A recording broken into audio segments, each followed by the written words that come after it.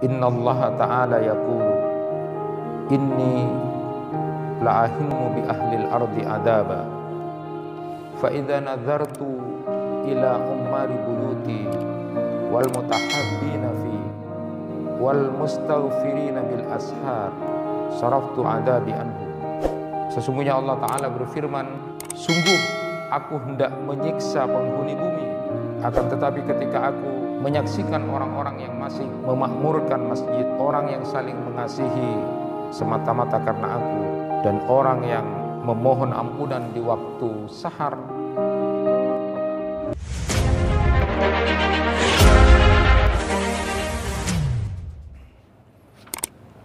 Assalamualaikum warahmatullahi wabarakatuh. Alhamdulillahi rabbil alamin, wa bihi nasta'inu ala umuri dunya waddin. Ashhadu an la ilaha illallah wahdahu la syarika lah, wa ashhadu anna Muhammadan abduhu wa rasuluh. Allahumma salli wa sallim wa barik ala nabiyyina Muhammad wa ala alihi wa sahbihi ajma'in. Rabbi shrah li sadri wa yassir li amri wa hlul 'uqdatam min lisani yafqahu qawli. Amma ba'du. Bapak-bapak, ibu-ibu, jamaah kuliah subuh yang dirahmati Allah. Pekan yang lalu kita sudah bahas tentang siapa orang-orang yang didoakan oleh para malaikat. Maka kesempatan kali ini kita akan melanjutkan siapa juga orang-orang yang dilaknat oleh malaikat. Kita akan mafhum bersama bahwa perilaku-perilaku yang menyimpang atau tidak benar adalah kelompok orang-orang yang nanti akan dilaknat oleh malaikat. Salah satu doa Rasulullah SAW itu adalah agar umatnya nanti tidak diazab seperti azabnya kaum-kaum terdahulu. Kita tahu dalam sejarah, dalam Al-Quran itu disebutkan bagaimana Allah memberikan gambaran terhadap kaum-kaum yang kemudian diazab oleh Allah Subhanahu wa Ta'ala. Kaumnya Nabi Nuh dengan banjir besar, lalu kemudian kaum Ad, kaumnya Nabi Hud itu dengan angin kencang yang memporak-porandakan. Lalu kemudian kaum Samud, kaumnya Nabi Saleh gitu, dengan gempa dan petir. Lalu kaumnya Nabi Lut karena homoseks yang sekarang dikenal dengan LGBT itu dihujani batu-batu dari angkasa, lalu kemudian dengan angin yang dahsyat. Fir'aun, penguasa lalim dan zalim itu ditenggelamkan oleh Allah Subhanahu wa Ta'ala. Itulah pelanggaran-pelanggaran yang dilakukan oleh umat-umat terdahulu.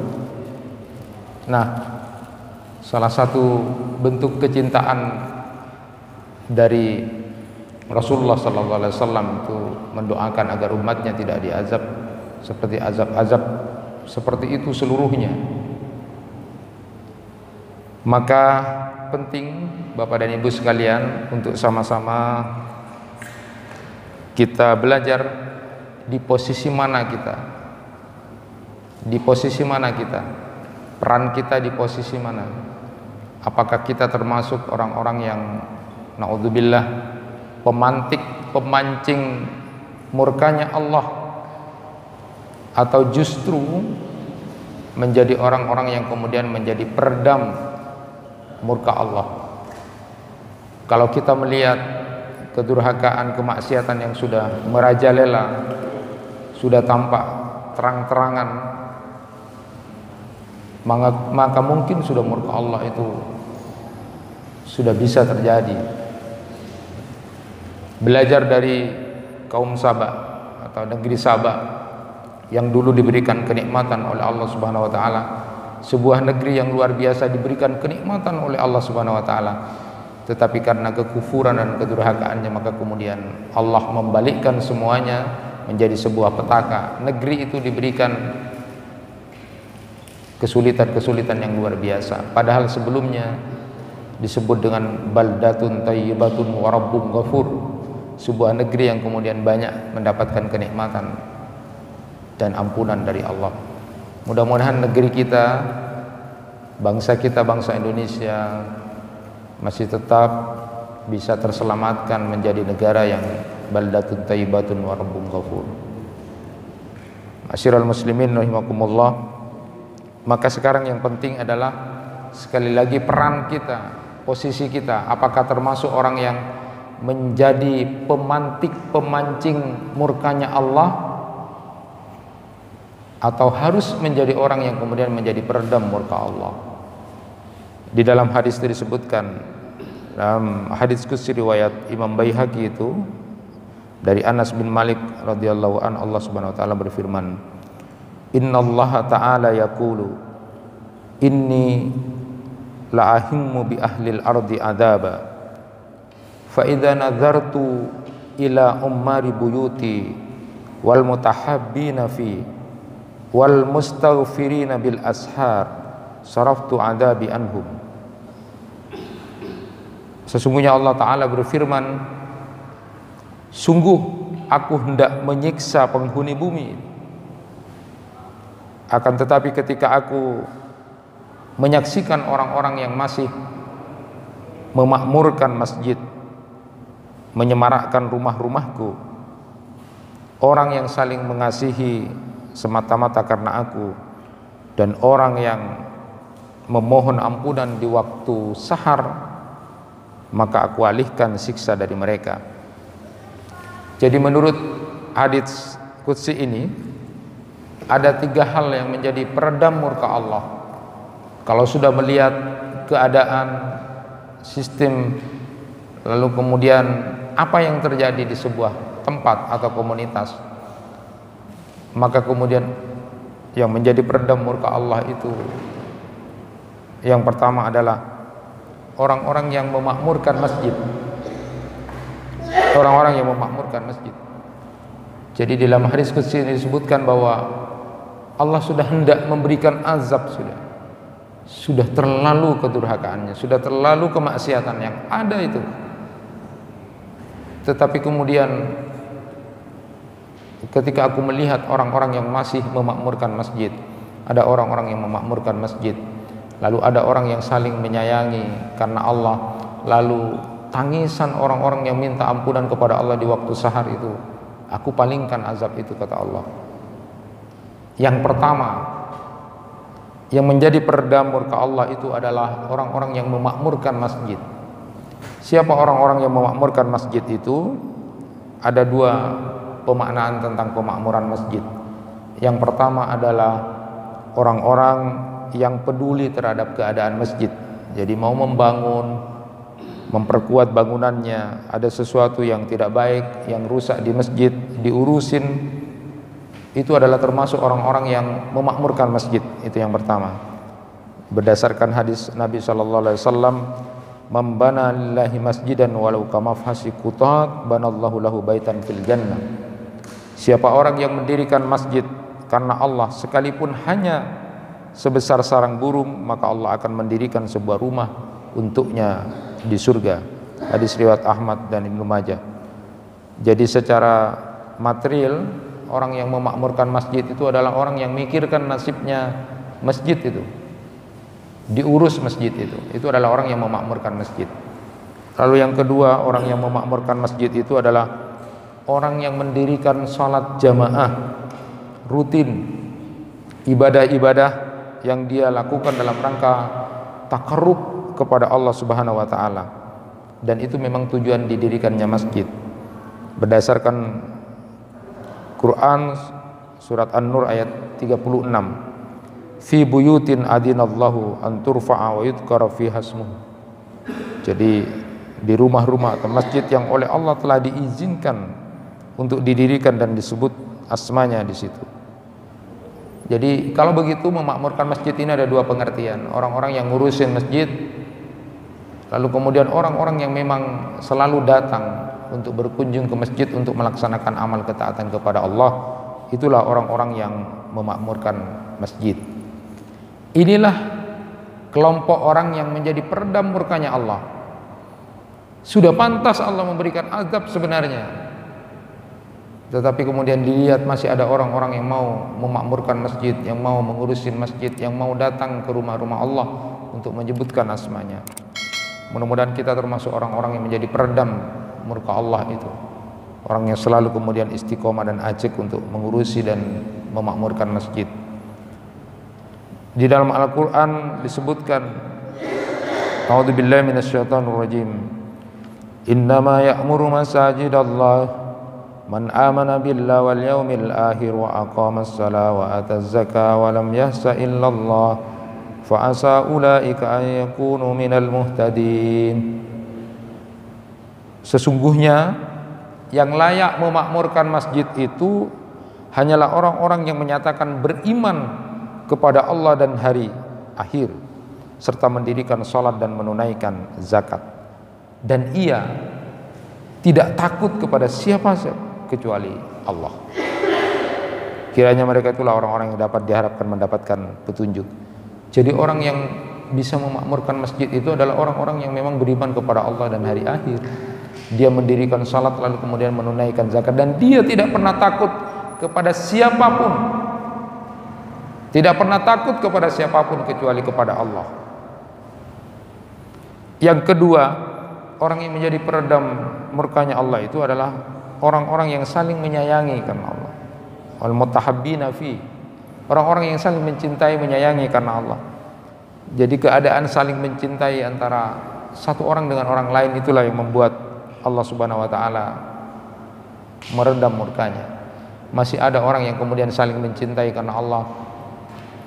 Orang tua dengan anaknya yang begitu sangat luar biasa perhatian dan sayangnya, anak yang begitu sangat perhatian kepada orang tuanya, antar tetangga juga seperti itu, kasih sayang dan saling mencintai, intinya tidak bermusuh-musuhan. Maka itulah yang kemudian meredam murka Allah Subhanahu wa taala. Maka tentu yang harus kita lakukan adalah dalam rangka untuk meredam murka Allah itu, antara kita sesama muslim wajah berseri saat berjumpa, saling beri nasihat dan mengingatkan, ramah, tidak menggunjing, tidak mendebat, bercanda yang memojokkan, mendahulukan saudaranya, mendoakan saudaranya secara tersembunyi, lapang dada dan memaafkan bila ada salah. Inilah yang harus kita munculkan supaya Allah kemudian meredam murkanya. Kalau ada konflik, ada crash sedikit, maka kemudian karena kita lebih mencintai Allah, maka kita pilih untuk tidak terlalu lama dengan persoalan-persoalan konflik itu. Karena cinta kita karena Allah sesama muslim itu jauh lebih besar dari persoalan yang muncul yang sedikit itu. Kemudian yang ketiga adalah yang menjadi peredam murka Allah itu adalah orang-orang yang beristighfar, meminta ampunan pada Allah di malam hari ketika melihat banyak hamba-hamba Allah yang masih bangun untuk memohon ampunan kepada Allah. Itulah yang meredam murka Allah. Sekarang yang menjadi pertanyaan adalah termasuk di peran dan posisi mana kita. Apakah kita termasuk orang-orang yang menjadi pemantik, pemancing murkanya Allah, atau kita menjadi pelaku-pelaku yang kemudian termasuk orang yang bisa meredam murka Allah? Maka tentu kita harus jelas peran kita ini. Orang-orang yang kemudian berusaha untuk selalu memakmurkan masjid, lalu kemudian saling mencintai sesama muslim, sesama mukmin, lalu kemudian di malam hari dia beristighfar pada Allah, maka inilah orang-orang yang meredam murkanya Allah. Tetapi sebaliknya, orang-orang yang kemudian jauh dari pemakmuran masjid, lalu saling suka bermusuh-musuhan, lalu di malam hari dia tidak bangun untuk beristighfar kepada Allah, maka inilah pemantik, pemancing murka Allah. Di keadaan seperti sekarang ini, kita harus menjelaskan posisi dan peran kita. Ada dongeng itu, dongeng fabel, dunia binatang, ya, bukan dari Quran dan hadis, tetapi itu cukup dijadikan sebagai sebuah ibrah tentang cerita semut Ibrahim itu. Jadi diceritakan itu dulu pada saat Nabi Ibrahim sudah mau dibakar, Lalu kemudian semut kecil datang, tergopoh-gopoh itu ngambil air dengan penampang kecilnya itu. Sampai kemudian dilihat oleh burung, mau ngapain dia keburu-buru gitu. Setelah ditanya oleh burung ketika turun itu, mau ngapain? Saya mau menolong Ibrahim yang mau dibakar oleh Namrud. Burung ini kemudian tertawa.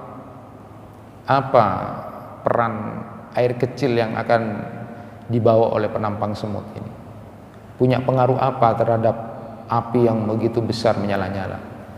Tetapi kemudian semut ketika menjawab pertanyaan dari burung itu, saya hanya ingin memposisikan peran saya sedang berpihak di mana, walaupun mungkin kecil nilainya. Tapi ketika nanti ditanya oleh Allah, saya bisa menjawab, saat Nabi Ibrahim dibakar, apa peran kamu? Saya berusaha untuk mengambil air dengan sekecil itu. Beda dengan cicak. Kalau cicak itu justru digambarkan meniup api, walaupun tanpa ditiup oleh cicak pun api itu tetap menyala, tetapi peran dari cicak itu terus meniup supaya apinya membara.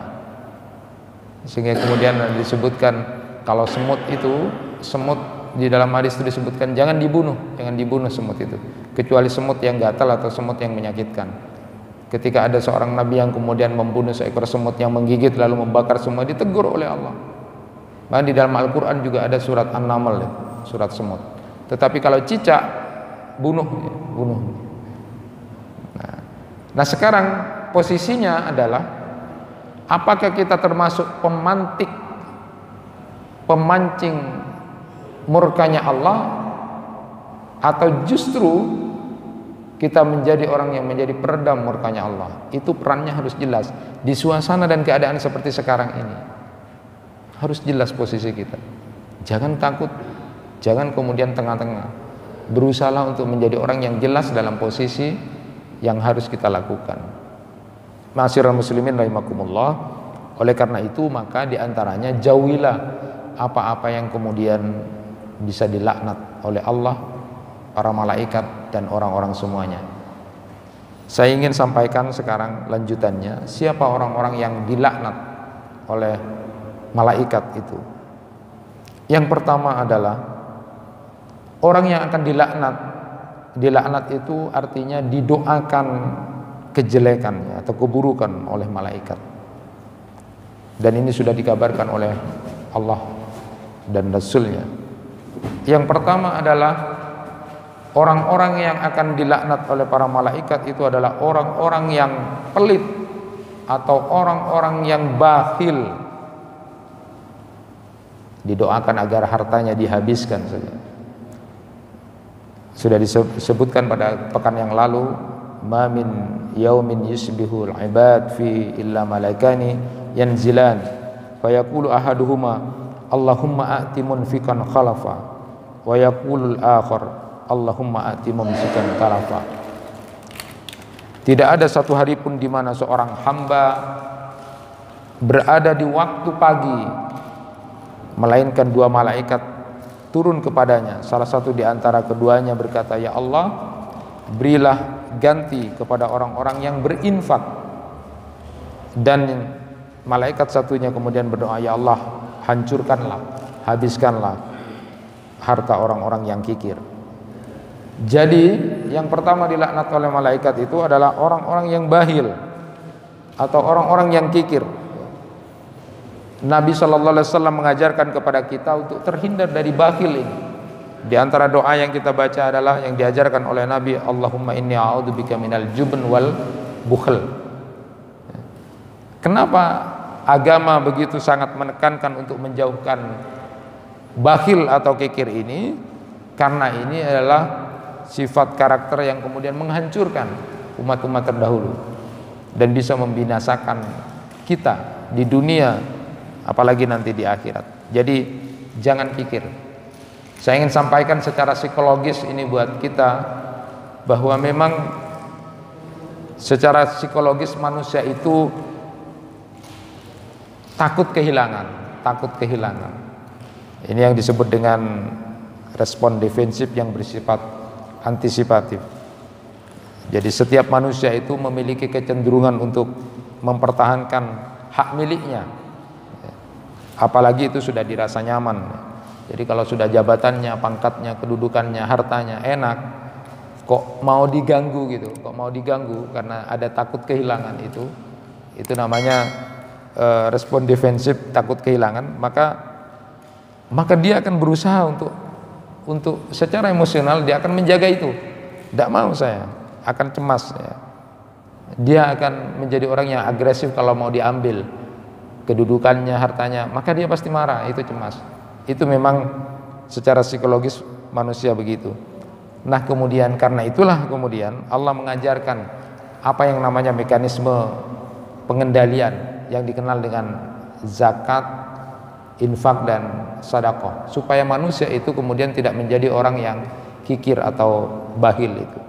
Lalu dijelaskan dalam hadis, harta itu modelnya apa yang kemudian kita makan sampai kemudian kita buang, apa yang kita pakai sampai usang, dan apa yang kita berikan kepada orang, dan itulah yang paling bernilai atau paling abadi.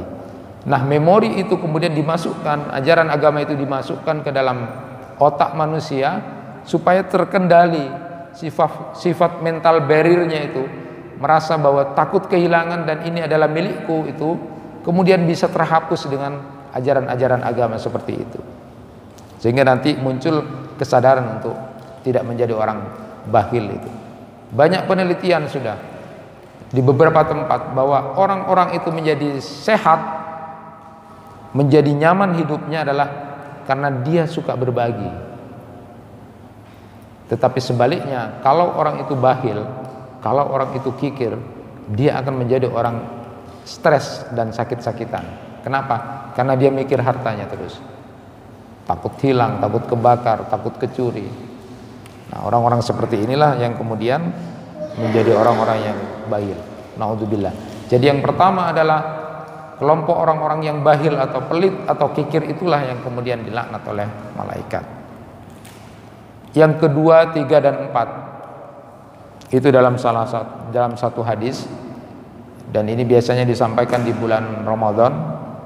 Itu langsung malaikat Jibril ketika Nabi kita Nabi Muhammad SAW naik tangga lalu kemudian mengatakan amin, amin, amin. Ketika selesai ditanya oleh salah seorang sahabat, apa yang kau doakan ya Rasulullah, kok bilang mengucapkan amin? Maka kemudian Rasulullah menceritakan bahwa malaikat Jibril datang kepadanya dan menyatakan, ragima anfu rajulin dakhala alaihi Ramadan falam yughfar lahu. Kul amin, amin. Orang yang kemudian kedapatan dirinya di bulan Ramadan tapi kok tidak diampuni dosanya, katakan amin, amin.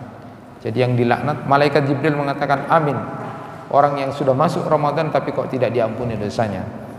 Yang kedua adalah waragima anfu rajulin adraka indahu abawahu al-kibar falam yudkhilahul jannah. Orang yang kemudian dia dapati orang tuanya, dua-duanya atau salah satu di antaranya tidak bisa memasukkan dia ke surga, itu juga dilaknat oleh Allah. Diberi kesempatan untuk merawat orang tuanya, dua-duanya atau salah satu di antaranya, kok tidak bisa sampai membuat dia masuk surga, karena itu kesempatan yang diberikan oleh Allah kepada dia, maka itu dilaknat oleh malaikat. Waragima anfu rajulin dzukirtu indahu falam yusalli alayya. Dan orang yang ketika disebutkan namaku lalu dia tidak bersalawat kepadaku. Bapak dan Ibu, sekedar memberikan tambahan. Jadi kalau Allah memberikan kesempatan kepada kita untuk merawat orang tua, baik itu dua-duanya atau salah satunya, itu adalah kesempatan yang luar biasa. Ada seorang syekh yang berkata begini dalam satu pengajiannya, anak yang mendoakan orang tuanya hanya 5 kali sehari saja, maka itu termasuk orang durhaka kepada orang tuanya. Ada yang terkaget-kaget, heran dengan pernyataan itu. Kalau ada orang yang mendoakan orang tuanya cuma 5 kali dalam sehari, maka itu termasuk orang yang masih durhaka kepada orang tuanya. Karena dia terheran-heran, terkaget-kaget, lalu ingin bertemu dengan syekh itu. Ditanya kepada panitianya, Syekh itu alamatnya di mana, karena tidak sampai ketemu pada waktu itu. Lalu kemudian datanglah ke tempat Syekh itu, tanya, kenapa Syekh menyatakan bahwa kalau ada anak yang mendoakan orang tuanya yang sudah meninggal itu cuma 5 kali masih disebut anak durhaka kepada orang tuanya. Lalu Syekhnya tidak menjawab, cuma ditanya, coba doakan orang tuamu. Rabbi firli wali walidayya warhamhuma kama rabbayani shaghira. Coba lagi, Rabbi firli wali walidayya warhamhuma kama rabbayani shaghira. Terus sampai 5 kali, terus lagi, coba lagi sampai 10 kali. Kamu capek? Kamu lelah? Tidak. Kamu capek? Kamu berkeringat? Tidak. Kamu mendoakan orang tuamu cuma habis sholat sekali saja. Kamu doakan coba 10 kali, belum lelah, belum capek. Bagaimana pengorbanan orang tuamu dulu, sampai berkeringat, sampai menangis. Kamu mendoakan orang tua yang sudah meninggal hanya sekali saja habis sholat. Orang tuamu itu dulu, kamu sekarang 10 kali pun, kamu habis sholat sekalipun 10 kali mendoakan orang tuamu, kamu tidak merasa lelah dan tidak sampai keringat. Lalu orang yang datang kepada Syekh itu diam.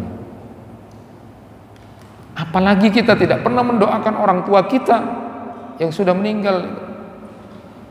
Jadi kalau ditanya siapa anak soleh itu, ketika ada orang yang bertanya siapa anak soleh itu, apakah kita termasuk anak yang soleh? Maka sesuai dalam hadis disebutkan, orang yang kemudian disebut anak soleh itu adalah orang yang selalu mendoakan orang tuanya. Maka disebutlah kalau orang tuanya sudah meninggal dunia, lalu yang masih sampai adalah doa-doa anak yang soleh. Kalau kita termasuk orang soleh apa tidak, anak yang soleh atau tidak, adalah seberapa kita mendoakan orang tua. Jadi kalau diberi kesempatan untuk merawat orang tua kok tidak sampai masuk surga, itu dilaknat oleh malaikat. Dan ini yang ketiga, yang keempat di kelompok orang-orang yang dilaknat oleh malaikat, apabila kemudian disebutkan nama Nabi Muhammad SAW dia tidak bersalawat. Saya ingin sampaikan hadis dari Ubay bin Ka'ab dari ayahnya, qultu ya Rasulullah inni aktsaru salata alaika fakam aj'alu laka min salati. Aku bertanya kepada Rasulullah sallallahu alaihi wasallam, ya Rasulullah, aku hendak memperbanyak salawat kepadamu, berapa banyakkah aku harus bersalawat kepadamu? Faqal masih tak. Qultu ar-rubu. Qala masih. Fa in jitta fa huwa khairul lak. Qultu an-nisf. Qala masih tak. Fa in jitta fa huwa khairul lak. Qultu fas-sulusai. Qala masih tak. Fa in jitta fa huwa khairul lak. Qultu aj'al laka salati kullaha. Qala idan tukfa hammaka wa yughfaru laka dzanbuk. Rasulullah ketika ditanya berapa harus bersalawat kepada engkau, ya terserah kamu, kata Rasulullah. Kalau 1/4 terserah kamu. Bila engkau menambahnya bagus, kata Rasulullah. Bagaimana kalau setengah? Terserah kamu. Kalau ditambah itu lebih baik. Kalau 2/3 terserah kamu. Kalau ditambah itu lebih baik. Lalu kemudian Ubay bin Ka'ab itu menyatakan, semuanya sudah ya Rasulullah, saya bersalawat kepadamu. Maka Rasulullah menyatakan, jika demikian maka semua keinginanmu akan terpenuhi dan dosamu akan diampuni. Ini besarnya orang bersalawat kepada Rasulullah sallallahu alaihi wasallam. Jadi jangan tidak pernah bersalawat, rajinlah bersalawat dan perbanyaklah salawat. Kalau di dalam hadis itu disebutkan, la yu'minu ahadukum hatta akuna habba ilaihi min walidi wa walidi wan nasi ajmain. Belum dikatakan orang yang sempurna imannya kalau kemudian dia tidak mencintaiku jauh, cintanya itu melebihi dari cintanya kepada anaknya, kepada orang tuanya, dan kepada siapapun. Jadi ingat doanya Ibnu Mas'ud itu, nanti kita bahas suatu saat doanya Ibnu Mas'ud itu, yang kemudian oleh Rasulullah disuruh untuk perdengarkan kepada Abu Bakar dan Umar, tanya apa yang didoakan oleh Ibnu Mas'ud tadi malam itu. ternyata doanya adalah Allahumma inni as'aluka imanan la yartat wa na'iman la yanfat wa murafaqata Muhammad sallallahu alaihi wasallam fi ala jannatil khuld. Jadi ingin bersama dengan Rasulullah. Orang yang ingin bersama dengan Rasulullah sallallahu alaihi wasallam itu tentu salah satunya adalah banyak mengingat Rasulullah. Ketika disebutkan nama Nabi Muhammad dia kok tidak bersalawat, maka dia dilaknat oleh malaikat. Yang kelima, laknat para malaikat bagi seorang istri yang menolak ajakan suaminya untuk berhubungan. Jadi ada dua redaksi hadis tentang ini riwayat Bukhari Muslim itu. Yang pertama, idza da'a ar-rajulu imra'atahu ila firasi fa'abad an taji'a la'anata al-malaika hatta tusbih. Jika seorang suami mengajak istrinya ke tempat peraduan tetapi dia enggan untuk memenuhinya, maka para malaikat akan melaknatnya hingga pagi.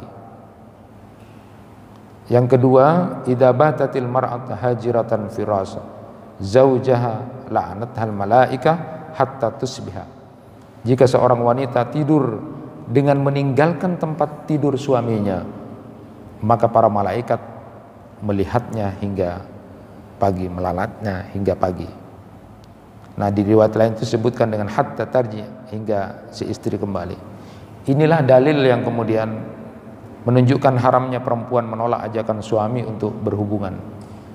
Jadi jika tidak ada alasan syar'i, bahkan haid pun pada saat menstruasi pun bukan alasan untuk menolak, karena sang suami masih bisa untuk beristimta, itu menikmati dengan sesuatu, misalnya dengan penutup kain di bawah badannya. Jadi hadis ini menyatakan pertama bahwa sesungguhnya laknat sebagaimana yang dijelaskan oleh Imam An-Nawawi berlangsung hingga kemaksiatan itu hilang dengan terbitnya fajar, dan dengan adanya rasa tidak lagi membutuhkan seorang suami kepada istrinya yang menolak suaminya. Itu yang membuat kemudian berhenti laknatnya malaikat kalau sudah pagi. Tetapi dengan demikian itu bukan berarti bahwa seorang suami lalu kemudian harus memaksa. Suami yang baik juga harus memperhatikan keadaan istrinya. Jangan kemudian lantas dengan hadis ini kemudian kamu dilaknat oleh Allah. Jangan dilaknat ya. Lihat kalau istrinya sakit, kalau istrinya ya dilihat. Tetapi penting untuk para ibu bahwa hati-hati, termasuk yang akan dilaknat malaikat itu adalah perempuan-perempuan yang ketika diminta oleh suaminya tidak mau. Tidak ada alasan syar'i untuk itu. Ada hadis yang menguatkan tentang itu, penting sekali. Salasun la tuqbalu lahum salatun wa la tus'adu lahum ila Allahi hasanatun.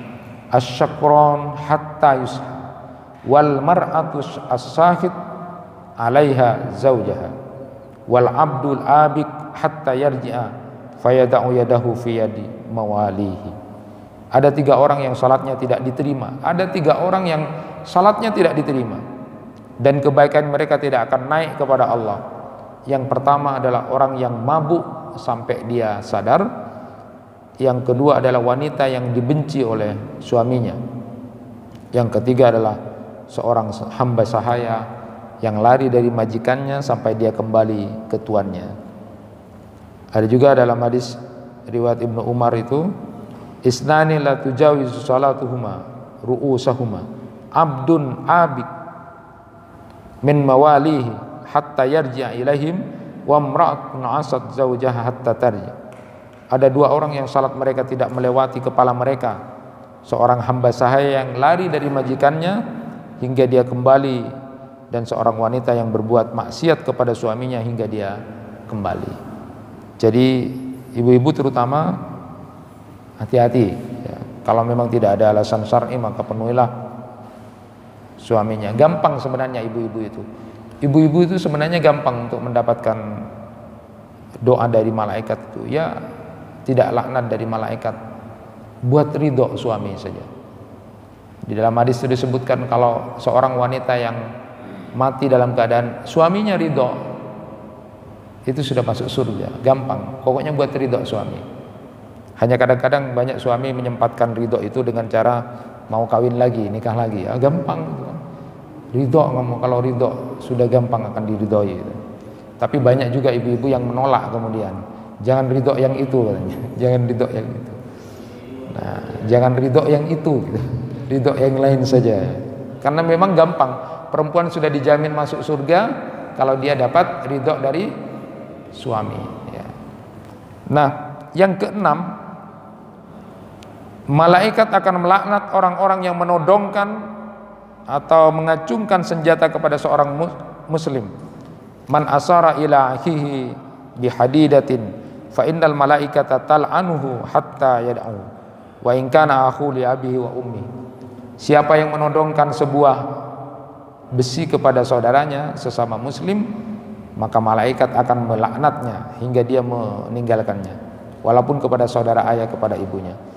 Jadi menurut Imam An-Nawawi, yang pertama, hadis ini menunjukkan bahwa kehormatan seorang muslim dan merupakan larangan keras untuk mengagetkan, menakut-nakuti atau melakukan sesuatu yang dapat menyakiti. Jadi tidak boleh nakut-nakutin, mengagetkan itu dengan cara menodongkan senjata. Itu kadang-kadang sering tuh, atau pakai pisau tuh. Hati-hati, itu tidak boleh, dilaknat oleh malaikat itu. Jadi kehormatan kita ini luar biasa. Jaga antara kita, jangan sampai kemudian menakut-nakuti, menodong-nodongkan pisau atau pistol. Saya pernah melihat itu dulu. Pernah ada seorang yang kemudian, mohon maaf, dia punya pistol karena marah lagi bertengkar mau diginikan. Hati-hati, itu dilaknat oleh malaikat. Atau kita mungkin pisau. Hati-hati. Kenapa dilarang? Jelas Nabi SAW pernah menyampaikan dalam satu kesempatan beliau, la yusiru ahadukum ila akhihi bisila fa innahu la yadri ahadukum la'alla syaitan yanzi'u fi yadihi fa yaqa'u fi khufratin minan nar.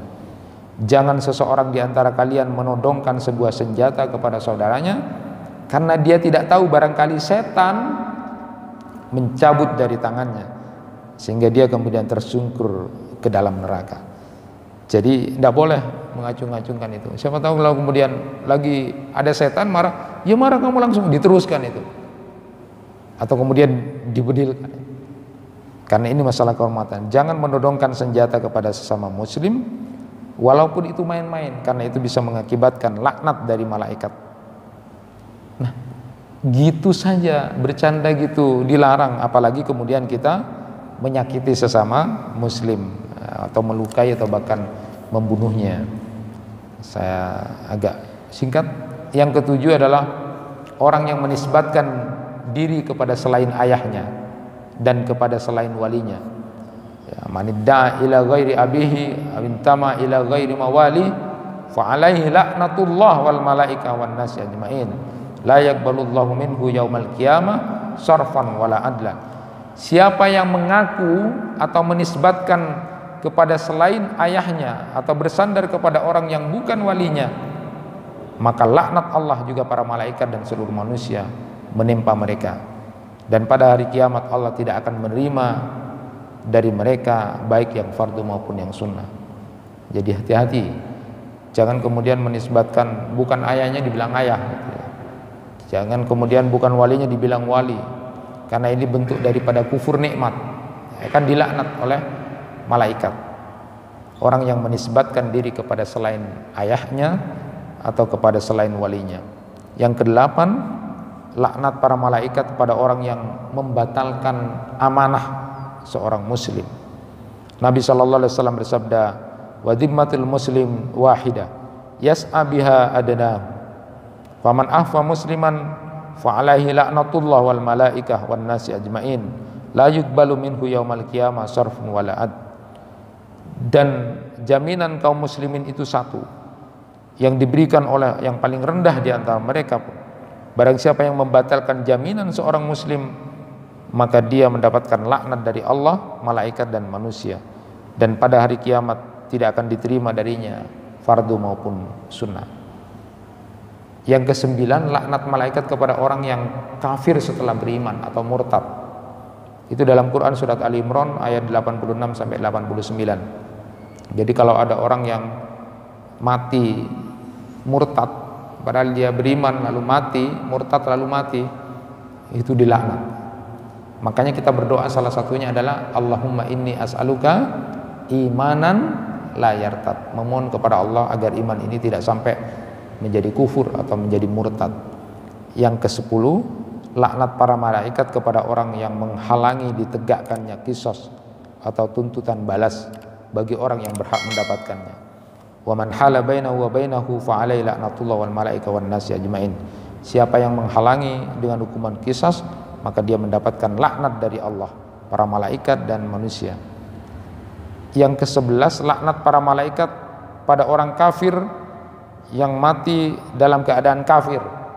Itu dalam Quran surat Al-Baqarah 161. Innal ladzina kafaru wa matu wa hum kuffar ulaika alaihim laknatullah wal malaikati wan nasi ajmain.